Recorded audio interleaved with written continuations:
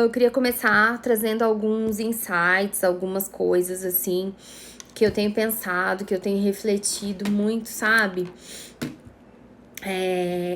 Eu vou começar contando algumas coisas de escola, que é um pouco do que a gente tem vivido, é um pouco do que a gente tem feito.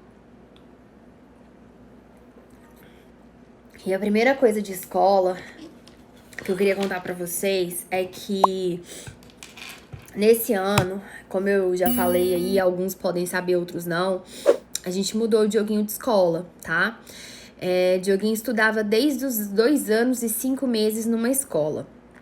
Durante esse tempo todo, ele estudou nessa escola. A gente só saiu dessa escola para ir para uma outra escola, mas essa mudança ela durou 3 meses e a gente voltou para a escola anterior. Não deu certo, pegamos as malinhas, partimos, voltamos para a escola anterior. E desde então ele tá lá, tá? Então, dos 2 anos e 2 meses que ele entrou na escola até os 8 anos, ele ficou na mesma escola. A gente só passou, desse período, a gente só passou 3 meses em uma outra escola e voltou, tá? Então, esse ano a gente resolveu que tava na hora de mudar, de fazer algumas mudanças. Tinha alguns pontos que não estavam de acordo com aquilo que a gente achava que era bacana pra ele. E também para o Benício, né, que foi junto. Então, a gente resolveu voltar. A gente resolveu sair da escola, né? E uma outra decisão que a gente tomou também, que eu acho que eu não falei aqui com vocês sobre isso, a gente tomou a decisão de retê-lo na escola, retê-lo de série, tá? Retê-lo no 3º ano. Ele iria para o 4º ano esse ano. A gente tomou a decisão de retê-lo no 3º ano. O que acontece, né? Esse é outro ponto também que muitas pessoas têm muitas dúvidas, tá? Será que eu devo reter ou não a criança? O que acontece, gente? Eu sempre fui muito reticente a reter. Isso, assim, se vocês pegarem vídeos meus, eu acho que eu já tenho um vídeo que eu já falei sobre isso. Eu sempre fui muito reticente, muito reticente. E aí, esse ano eu achei que era um bom momento para reter. Por quê? Porque nós havíamos mudado de escola, logo o vínculo com os outros colegas havia sido quebrado, né? A gente aproveitou a pandemia para mudar de escola. Por quê? Porque o vínculo foi quebrado. Não só o vínculo dele com os amigos, mas com aquele local acabou que foi quebrado. Por quê? Porque nós não fizemos ensino à distância durante a pandemia. Nós fizemos homeschooling com as crianças, tá? Então, nós não deixamos as crianças matriculadas porque eu não tinha necessidade, por ter uma infraestrutura que me favorecesse isso, em termos de pessoas para me ajudar, em termos de estrutura de material, em termos de estrutura de local, que eu tivesse que deixar os meus filhos fazendo ensino à distância, tá? Então, eles fizeram homeschooling. Então, eu aproveitei que esse vínculo ele foi quebrado para que a gente pudesse mudar de escola, tá? Então, eu vi que era importante a gente aproveitar esse momento que a gente tinha vivido a pandemia para poder retê-lo na mesma sala.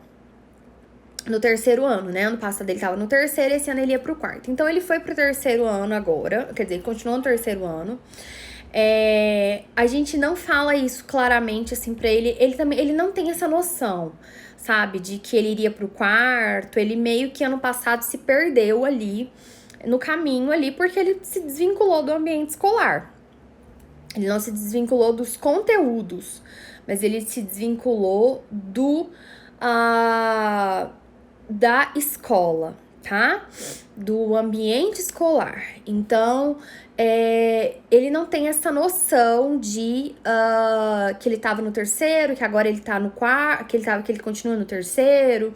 Ele não tem essa noção. Talvez, se ele tivesse permanecido dentro da escola, né? A gente não tivesse tido pandemia e tudo, talvez ele teria percebido isso e talvez ele não ia gostar, ele ia ter algum problema com relação a isso, tá?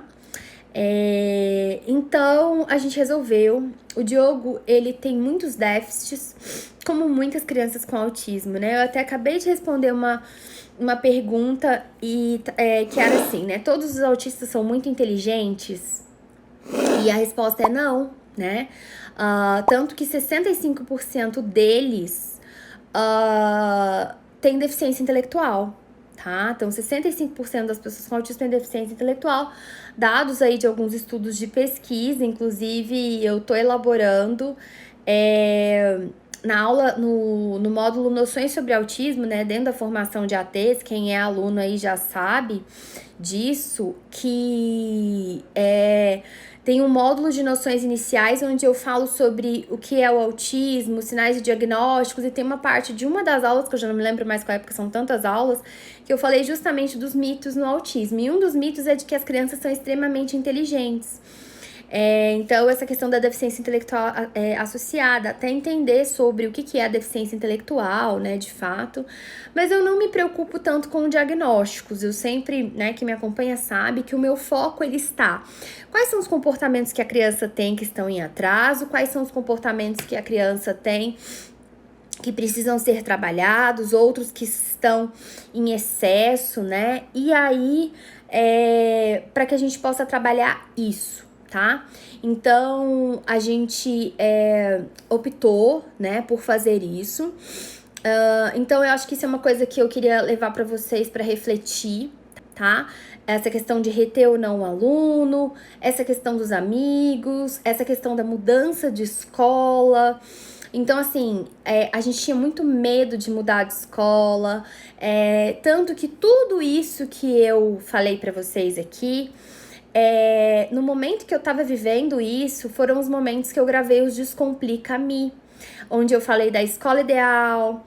Na escola ideal, eu falei muita coisa sobre dicas para escolher a escola e tudo. Eu não falei da questão de reter ou não, tá? Então, eu quero que vocês, assim, na hora de orientar os pais, que vocês tenham alguns parâmetros de decisão, né, pra... será que a gente pode mudar de escola, tá? Tá tudo bem mudar de escola? Será que a gente pode reter na mesma sala, na mesma série? Vai ser muito comum as crianças com autismo não acompanharem o conteúdo, tá? Vai ser muito, muito comum.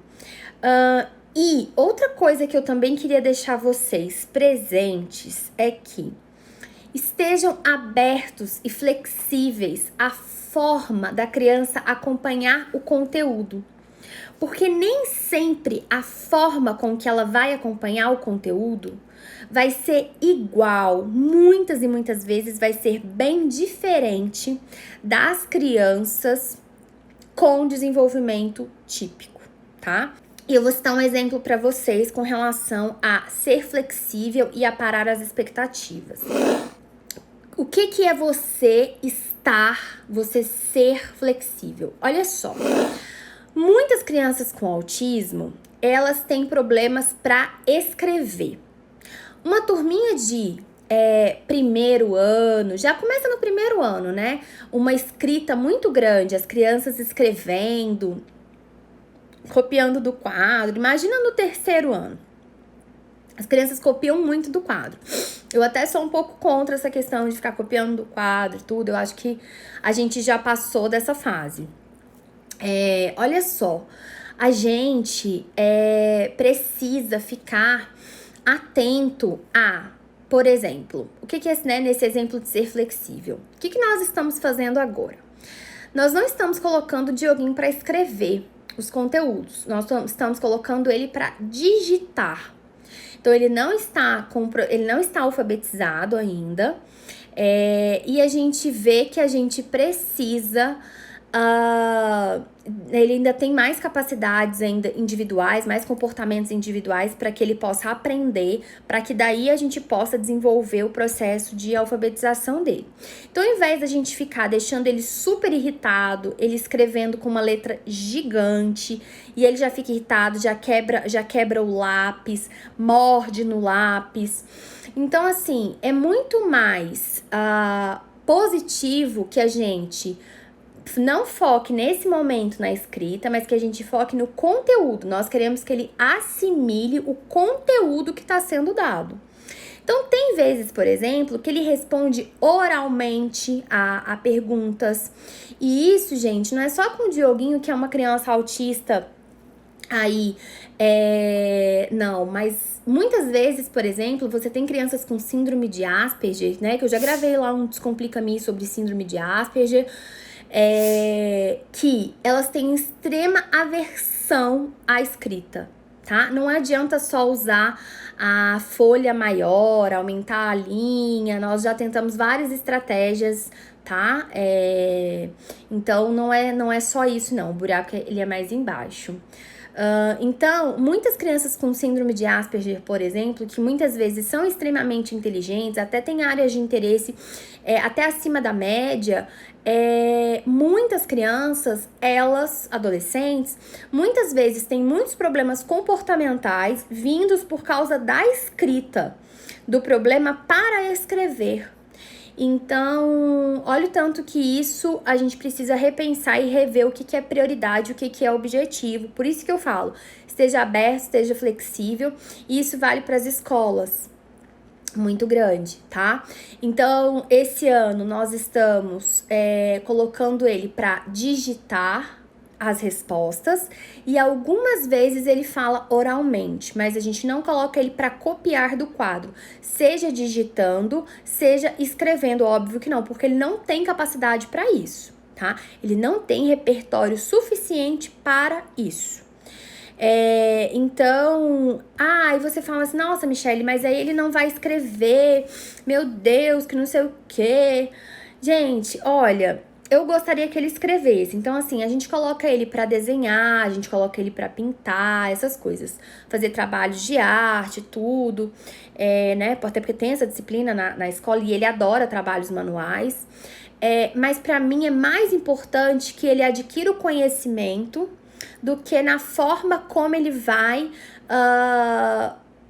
registrar de alguma forma esse conhecimento, né? Registrar no registro escrito ali. Então, para mim é mais importante que ele aprenda o conteúdo, né? Que ele tenha uma parte cognitiva aí desenvolvida, que ele desenvolva habilidades de comunicação. Gente, tudo começa na comunicação. E vocês precisam aprender a diferença de comunicação e linguagem, tá? Já fizemos tudo isso, tá? Já estamos aí nessa luta aí, já tem um tempo, viu? Já fizemos tudo que você imaginar. E isso é uma coisa que às vezes as pessoas acham, né? Nossa, mas se eu fizer tudo, o resultado vai ser positivo. Não, muitas vezes você pode fazer tudo e o seu resultado não ser positivo, tá? Então, você precisa aparar suas expectativas, tá bom? Então, gente, a gente agora tá usando o iPad com o teclado, tá? Então, ele faz as atividades por lá e nós vamos imprimir e colar no caderno. Então, essa tá sendo a nossa dinâmica, né? Que nós estamos instaurando esse ano. Cada ano é uma realidade, muitas vezes, a cada mês até uma realidade, a gente vai aparando e a gente tá definindo a nossa metodologia de trabalho agora em 2021. Então, nesse momento agora, nós vamos fazer assim, as atividades do livro, que muitas vezes os espaços são muito pequenos, a gente também vai copiar o enunciado e colocar no Word e ele vai digitar, tá? Pelo iPad, com o teclado do iPad. E aí, o que acontece? Quando a gente for digitar já previamente para ele fazer, ali também já vão ter adaptações da tarefa, possíveis apoios visuais.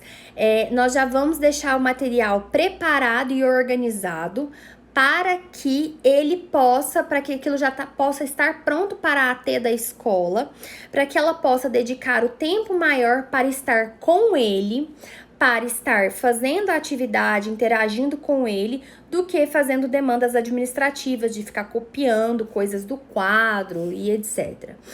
E também a importância de dar apoio visual, fazer uma adaptação ali naquele arquivo já pronto, para poder, pra gente poder organizar, tá? Ele não se alfabetizou, eu tinha falado isso lá no início, quando eu tava explicando esse processo. Então, a gente tá fazendo aí essa flexibilização, essa abertura. Então, eu tô contando isso pra vocês porque eu sei que esse é um drama e um problema de muitas crianças com autismo. E às vezes você fica tanto tempo querendo fazer, por exemplo, só atividade com areia, só atividade de estimulação motora fina, abrir 500 mil potes, colocar a moeda não sei na onde, alinhavo, todas aquelas coisas que assim, ó, o que não falta, né, o que não faltava na minha sala de atendimento era material de coordenação motora fina, tá? Então, assim, mas muitas vezes você tem que saber direcionar o seu foco e a sua energia para as coisas certas. E isso precisa de um feeling muito desenvolvido para que você possa organizar isso, tá? Então, assim, eu quero dar esse ponto de reflexão para vocês, tá? Para muitas vezes vocês abrirem as expectativas que vocês criam, porque às vezes vocês estão desencadeando problemas de comportamento sem necessidade, estão tornando a aprendizagem aversiva. Então, assim, mas também tem que tomar cuidado com ter um pouco de tudo, porque quem faz tudo acaba não fazendo nada. Então, você também, às vezes, né, você quer fazer ali muita coisa e você não consegue. Então, hoje, o nosso foco está na adaptação de uso de materiais, adaptação de uso de materiais na escola e realização dos programas de ensino elaborados em casa.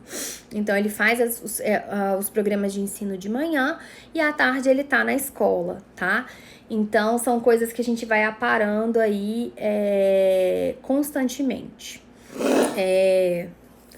Foca o que vocês consomem. Foca aquilo que tá dentro do seu alcance, tá? Eu já quebrei muito a cara por gastar a minha energia, o meu tempo, que é precioso, com coisas que não valem a pena, tá? Facebook, por exemplo, é uma coisa que eu não consumo mais praticamente, tá? Então, deixa eu só falar qual foi a pergunta da Mari, pra quem não viu, né? A Mari perguntou: Mi, o que você acha desse movimento de adultos autistas que tem ido contra o uso de aba? Eu acho, assim, e nos Estados Unidos acontece demais, Mari, esse movimento também. Às vezes você vê blogs ali falando. E eu penso o seguinte, cara, todo mundo tem o direito de expressar a sua opinião. A sua opinião, ela é a sua opinião, tá? E assim, tá tudo certo. Acho que a gente tem que respeitar as pessoas que expressam a opinião delas. Agora, você não pode confundir a opinião de uma pessoa com o que de fato aquilo né? Se você tem um embasamento científico para tá me dizendo isso, você tem evidências científicas sólidas para estar me dizendo isso, você tá se baseando em quê? Porque a opinião todo mundo pode dar, né? Todo mundo pode dar a sua opinião. E eu acho que também a gente tem que entender o contexto que cada pessoa que emite essa opinião, ela passou. Então, às vezes, ela passou sim por um mal profissional, porque tá cheio de maus profissionais, de profissionais que não estão utilizando a terapia de uma maneira adequada, porque muitas vezes foram treinados por pessoas que às vezes as próprias pessoas são até aversivas por si só, né? Então, se ela acha que a terapia ABA tem que ser uma terapia aversiva para ela ser efetiva, que você tem que se comportar de uma maneira X, de uma maneira Y. Então, assim, infelizmente, são profissionais que não são adequados, né? Infelizmente, tá? E tá cheio por aí. Mas como em toda a área, assim, eu, por exemplo, comecei contando pra vocês que eu tô com um problema de alergia sério. E, infelizmente, eu não acho um bom profissional que vai atender as expectativas, aquilo que eu espero, aquilo que eu vejo como um bom profissional, aquilo que eu vejo que um bom médico tem que ter, né? A sensação que eu tenho quando eu chego num consultório médico, muitas vezes, em muitos consultórios, é que o médico tá aqui e eu tô aqui. E tudo que ele fala é lei e norma, e eu tenho que acatar, aceitar e sair calada. Então, a relação já começa do médico muitas vezes com a falta de respeito dele, não te esperar, aliás, dele te fazer você esperar, dele não justificar o porquê que ele tá passando uma linha de tratamento X, uma linha de tratamento Y, ele não te dá o poder da escolha quando é possível. Então, assim, são uma série de coisas. Então, o mal profissional, ele tá em diversas áreas, tá? Eu constantemente, infelizmente, eu tenho o desprazer de entrar em consultórios médicos, e olha que eu até evito muito ir em médico, justamente por isso, porque eu já tô descrente, eu já tô calejada de ir em maus médicos, e assim, pagando consultas caras muitas vezes, não tô falando do SUS, tô falando de médicos que às vezes só atendem particular ou que atendem convênio. Então, isso tudo é só pra te falar que talvez essas pessoas, né, esses autistas adultos, passaram por más experiências com profissionais e tá tudo certo. Eu lamento muito, eu já passei com más experiências com profissionais, que era pra eu falar também que eu não gosto da terapia ABA, porque o meu filho já foi segurado pela terapeuta, que eu expressamente disse pra ela pra não fazer isso. Que o meu marido expressamente disse pra ela pra não fazer isso. Ele tá tendo 3 anos e 2 meses, sei lá, uma coisa assim, ela sendo filmada. E ela fez isso, tá? Então, ela colocando a perna em cima da mesa pra travar ele, e a outra pessoa por trás travando, 2 adultas pra segurar uma criança de 3 anos e pouco. Então, assim, isso é muito complicado. Então, era pra eu ter tido uma experiência muito ruim e ter falado assim, nossa, isso aí realmente, meu filho não é um cachorro pra ser adestrado, meu filho, você não vai fazer isso com meu filho, essa terapia é aversiva, uma série de coisas. Então, assim, o problema está no profissional. Então, é onde a gente busca todos os dias, é o que eu tô fazendo aqui, ó, nesse momento, a gente busca trabalhar, lapidar esse profissional, melhorar ele, conscientizar ele, conversar com ele, cobrar dele, fazer isso em prática supervisionada, fazer isso em aulas, fazer isso em conteúdo. Então, assim, é muito complicado, sabe? E justamente, Mari, é porque a pessoa viveu, a gente precisa entender, né, o contexto do que a pessoa viveu, e é por isso que ela tá se comportando dessa maneira, né, fruto da história dela. Então, assim, eu não tenho ouvido muito isso, por quê?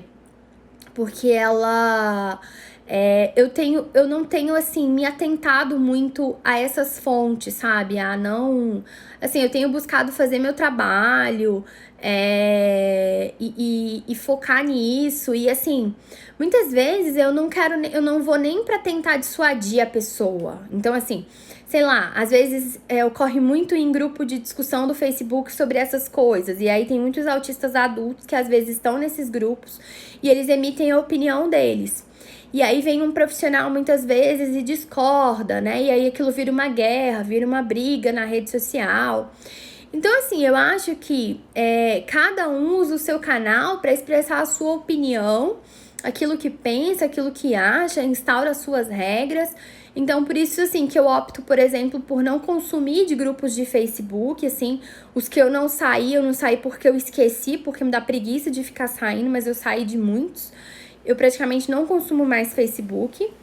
Eu consumo Instagram naquilo que me interessa, e a maioria não são de coisas da área, muitas são coisas de outras coisas, outros assuntos que me interessam.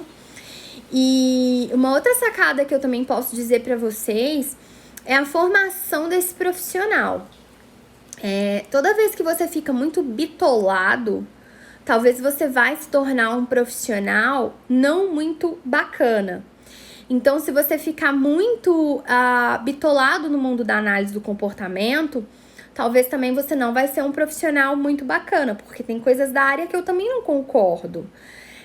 Então, assim, eu acho que por isso que eu gosto muito da ideia transdisciplinar, onde eu vou para além, eu vou para outra, eu vou buscar aprender também sobre a visão da outra área de aprendizagem, né? Então, por exemplo, essa semana eu até postei, eu comprei um livro sobre o desenvolvimento da linguagem. Tá até aqui. Desenvolvimento da linguagem, da teoria à prática. Até esse livro aqui, ó. Antes que me perguntem, foi na Amazon, tá? Estados Unidos, é onde eu compro tudo. Gasto uns milhares de doletas por lá. Busco me aperfeiçoar e transformar isso em conteúdo, em aulas, em treinamentos, tá? Então, essa é um pouco da minha metodologia de trabalho. E eu tava lendo esse livro e, assim, se eu fosse ficar só no meu mundinho da análise do comportamento, eu ia lá ficar lendo só sobre teoria do comportamento verbal de Skinner e etc. E ficar bebendo só dessas fontes. Então, eu acho que quando você se abre, e eu acho que eu já vivi esse momento de não me abrir, de ficar só naquele mundinho, eu vi que aquilo não fez bem pra mim, aquilo não foi positivo, eu resolvi me abrir para outras áreas. Então, por exemplo, uma área que eu sempre gostei de saber mais é sobre educação Montessori. Montessori sempre me interessou, porque eu já fui AT de uma criança numa escola Montessori. Então, aquilo sempre me interessou. Então, eu busco mesclar os meus conhecimentos e formular aquilo baseado na prática, o que eu acredito que funciona. Então, assim, a gente vai melhorando a cada dia, a gente vai se tornando um profissional mais maduro também. Então, assim, eu acho que muitas vezes o que as pessoas falam também é uma fonte de imaturidade muito grande, imaturidade até dos próprios autistas, né, de expressarem essa opinião. E, assim, a imaturidade não é só porque, ele é autista, você tá sendo preconceituosa. Não, eu já fui muito imatura, né, eu já fui extremamente imatura. Só que a gente vai aprendendo, a gente vai quebrando a cara e a gente vai aprendendo, né? E vai tendo a oportunidade, a chance de fazer melhor numa próxima oportunidade. Então, por isso que o meu método de ensinar, a minha maneira de elaborar meus treinamentos, a minha carga de disciplinas que eu coloco, as aulas que eu coloco, eles vão para além da análise do comportamento. Então, se você for estudar com uma outra pessoa que é da análise do comportamento, ela vai te trazer uma visão, uma forma de ensinar diferente da que eu faço, né? Então, acho que para quem tem esse matching comigo de gostar da forma como eu ensino, gostar do que eu falo, é justamente porque também pensa parecido comigo, que precisa pensar pra fora, e por isso que eu aprendo todos os dias quando a gente tá em prática supervisionada ou no direct, sempre que eu posso responder, eu me abro pra uma fono, pra uma terapeuta ocupacional, pra uma psicóloga, pra uma pedagoga, pra elas me trazerem a perspectiva delas. Então, eu acho que isso é muito, muito importante, tá? Eu vejo isso como importante no autismo. Tá certo? Então, eu também queria falar um pouquinho sobre isso, porque eu acho importante, tá? Eu vou pegar aqui as perguntas que foram enviadas aqui na caixinha de perguntas. Olha só, meu filho tem 2 anos e 4 meses e não mastiga nenhum tipo de alimento, não sei mais o que fazer. Nesse caso, eu acho que o que você precisa fazer é buscar uma fonoaudióloga que vai poder ajudar vocês nesse processo. Por quê? Porque é o fonoaudiólogo que trabalha muitas vezes juntamente com o terapeuta ocupacional, que tem experiência em desenvolvimento sensorial da criança, para entender como que tá a parte sensorial dela, se existe alguma sensibilidade, é importante que seja trabalhado. E o fonoaudiólogo, né, quem faz esse trabalho aí da parte aí de mastigação, de ver o que tá acontecendo. E claro que o terapeuta ABA, por exemplo, um analista do comportamento, ele entraria assim na parte comportamental. Mas eu acho muito importante que antes que seja entrado na parte comportamental, que a parte fisiológica seja analisada, né? Se existe alguma alteração, existe algum problema, existe alguma questão com relação a esse desenvolvimento aí dessa mastigação.